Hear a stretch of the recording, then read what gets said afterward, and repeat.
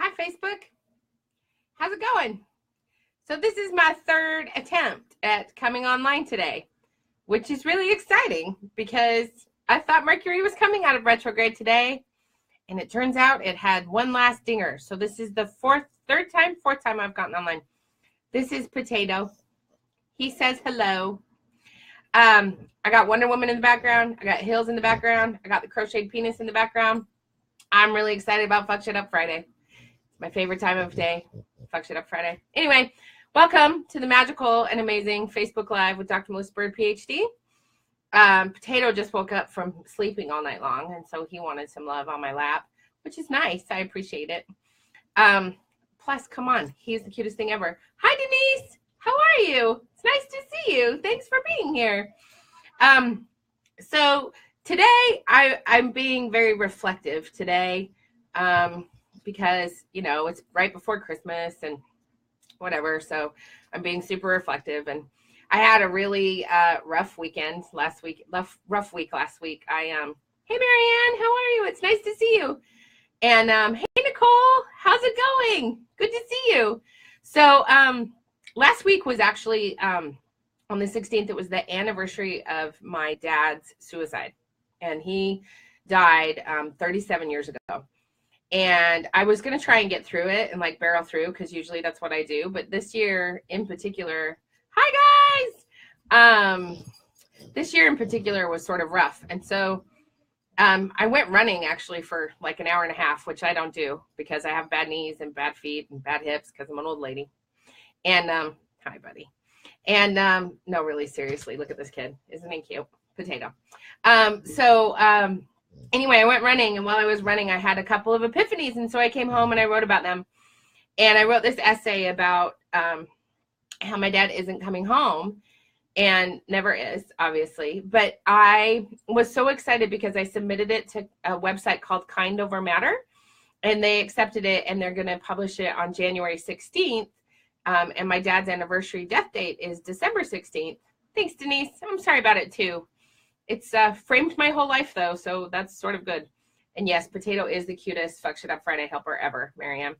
So I'm so excited because it's being published on Kind Over Matter, and I'm hoping it either helps other people who have had family members commit suicide or who are thinking about suicide themselves. So anyway, look out for that on Kind Over Matter on January 16th. I have another helper here whose name is Dakota, and she's the standard poodle, and she's really cute, too. So I have two helpers. Thanks, Nicole. I'm super excited about that publication. It's going to be awesome. So I have two helpers today, the poodle and the potato. So I want to talk to you all today about the things that inspire me because thinking about my dad really got me to thinking about the things that inspire me and the people that inspire me. And my coach, Susan Hyatt, who is one of the reasons that I do these Facebook Lives, because she was like, if nobody's putting you on a stage, put yourself on your own damn stage. So that's what I'm doing, is putting myself on my own damn stage. And one of the things she had me do early on when we first started working together was come up with my board of directors. Okay, you have to get down now, bud. Sorry, there goes Potato. So she told me to think about who's on my board of directors and why I chose the people on my board of directors. And so what I want to talk about today is really who's on my board of directors and how they encourage me to fuck shit up. So I did these hang on my wall. So this is the first half of my board, and it's Milan Verveer, Patty Jenkins, Hillary and Chelsea, Madonna, my grandma, and Blanche Wiesen Cook. And I wanted to share with y'all why these people are the first part of my board of directors. So Milan Verveer up here is because she was the first global ambassador for women in the State Department. And that is a job that I really want to have by the time I'm 60. It's like my dream to be the global ambassador for women. So we're going to have to change some things in the State Department so that they can have that position back so I can be that person when I grow up. Because that's really what I want to be when I grow up. And then Patty Jenkins, because she did not back down when producers of Wonder Woman told her to remove the no man's land scene, because no woman would ever do that. So Wonder Woman, when she comes up in the no man's land, they were trying to tell her that nobody would do that ever. And so anyway, Patty Jenkins, because she's brave and awesome. Hillary and Chelsea, because they're basically everything and I love them more than life itself. Madonna, because since her very first album, I've wanted to be as fierce as she is. She is the first woman I can remember thinking is totally unapologetic, and I want to be just like that. And I have loved Madonna since Borderline, and I was her for Halloween 100 times, and I just love that she's unapologetic and like embraces her sexuality in a way that gave me a lot of courage as a young woman, and so I really love her a lot. And then my grandmother, is that not the cutest thing? Mary Merrill Valentine, who was 4'11", and you would have thought she was 6 feet tall. She was my caretaker. She's the first woman who taught me about politics, and she had the softest hands and the warmest heart, and she is my guiding star, and I miss her every day. She died the first year of my MSW program, and I just loved her, and she encouraged me to do things that I never thought I could do, and she's really the reason I went and got my MSW, and I really credit her with a lot about how I have moved forward in my life.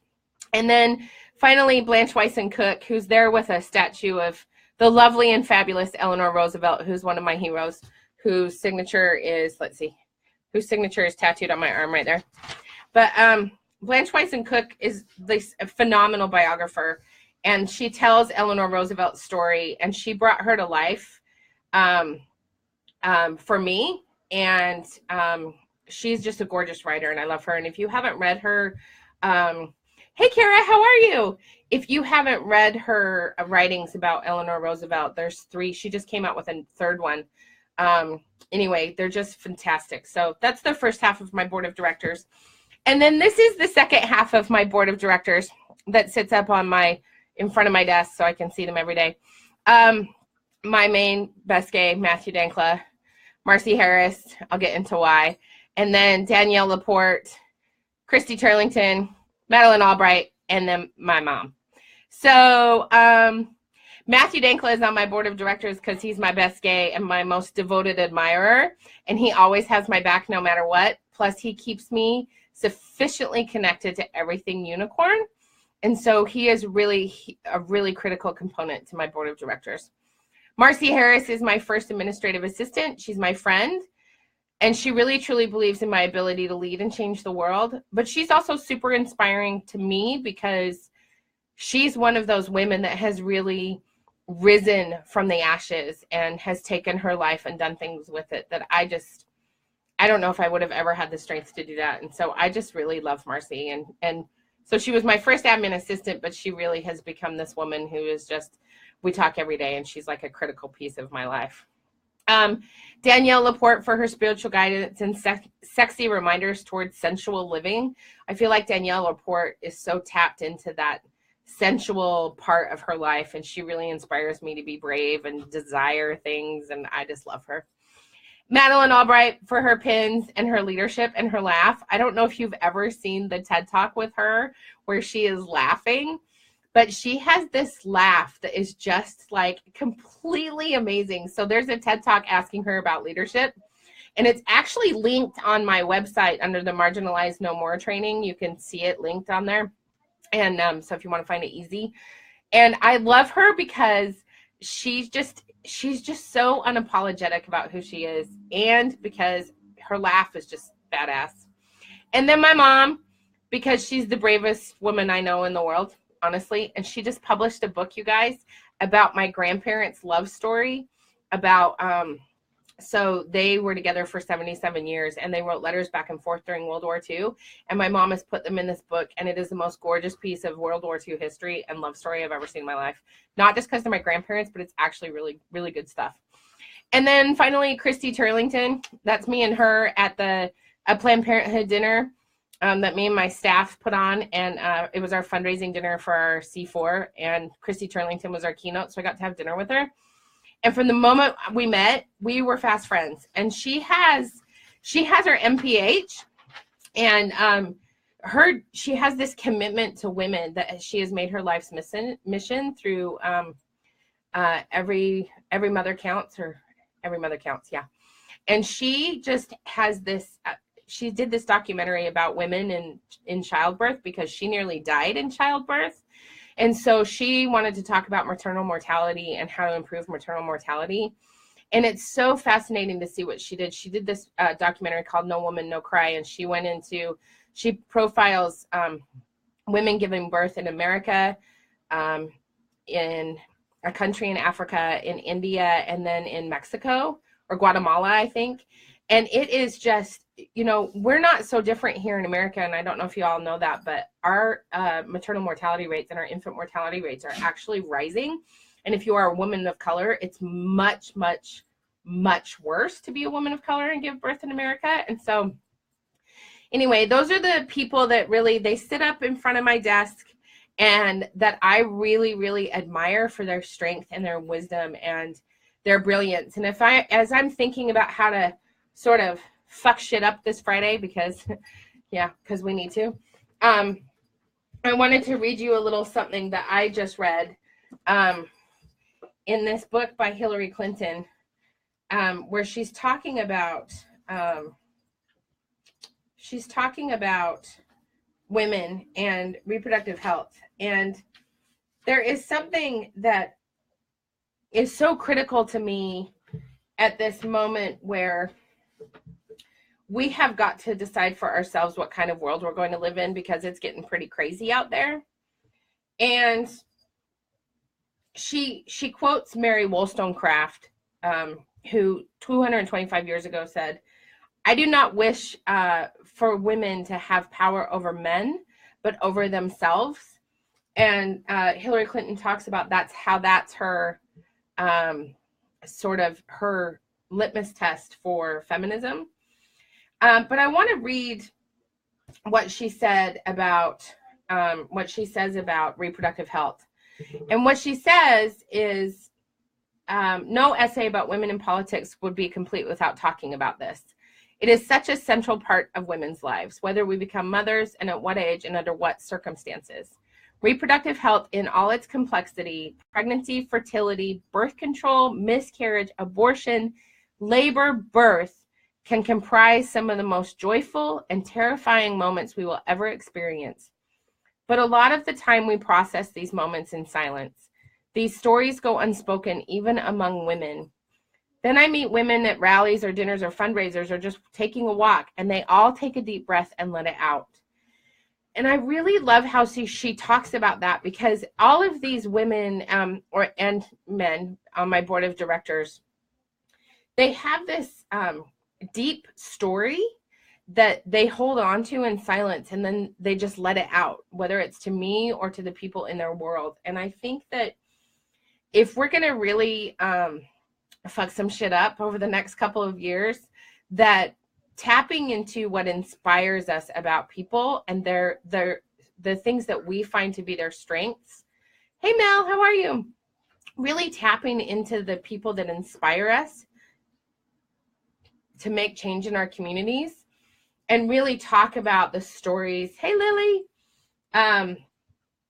that drive our most joyful and terrifying moments, is going to be how we're going to get through what's happening in our country right now. And so I just really want to once again thank Hillary for saying things that I think, but I don't really say them, and talk about how all of these topics we're talking about now, whether it be DACA or reproductive health or, the tax bill, all of these things that are going to affect us are really complex and really multi-layered. And I hope that all of you take the advice that my coach gave me, and that you're able to do something like develop your board of directors and really collect the people that inspire you in a space where you can see them every day, so that you can gather inspiration from those people. And I want to close by saying thank you, all of you, for being here and watching my Facebook Lives this last couple months. It's been really fun to be able to talk about the policy things that are happening in America in a way that gives me a stage and gives me an opportunity to really get in front of people, even though we're all scattered all over the world. And I want to just remind you that the reason that I'm here is to really ignite passionate possibility in women. And encourage people to change their lives in their communities. And I hope that you're going to help me do that in 2018. And I would really love, my whole big dream is to get to 500 followers on Facebook. And so I was wondering if you would all tell your friends to follow me on Facebook. And then on Twitter, I would really, really, really love to get up to 4,000 followers on Twitter. And I'm at like almost 3,800. So I'm almost there. So if you'll promote me on Twitter. And then on Instagram, I'd love to get up to 700 people. I got a lot of people following me, but everything's at birdgirl1001. And so if you'll like spread the bird word, that would be super rad. And then, dropped my book. My website is birdgirlindustries.com. Thanks, Denise. You're a rock star too. Birdgirlindustries.com. If you'll tell people about my website, all of my programs are up there. And my programs, like I just launched this kick-ass coaching program for women with my friend Melanie Childers for women who are running for office. And I'm doing coaching to help people develop their own advocacy voice in their own communities. And then I've just got all these trainings online and all this fun stuff. And I'm doing these fanning the flames workshops where getting people in a room to talk about really igniting their passion and tapping into their passion to change the world. And as always, you can support me on patreon.com/birdgirl. For as little as $2 a month. That supports all my writing. And I'm really excited to say that I'm almost finished with the second round of edits for my book, and it's going into publication in 2018. And so I'm really, really excited about that. And Mary Ann, you were instrumental in that. And some of you have been really critical pieces to that book. So anyway, thank you so much. I hope you go and fuck shit up because it's Friday. And in doing that, tap into the people that inspire you the most so that you can make great, abundant, badass change. Thanks, Mary Ann. I'm so excited about finishing up on my book. I can't wait for you to see it. It's going to be really cool. So again, if you all want to tell people to follow me at birdgirl1001, they can do that on Instagram, Twitter, and Facebook. And thank you all for being here. And I hope you share this Facebook Live. And I hope it was awesome for you. And happy holidays. And I will not be here on Monday. Well, I might do a Monday Mayhem for Christmas just because it's Christmas. And why not? Honestly. But it's Friday, so go fuck shit up, y'all. Bye.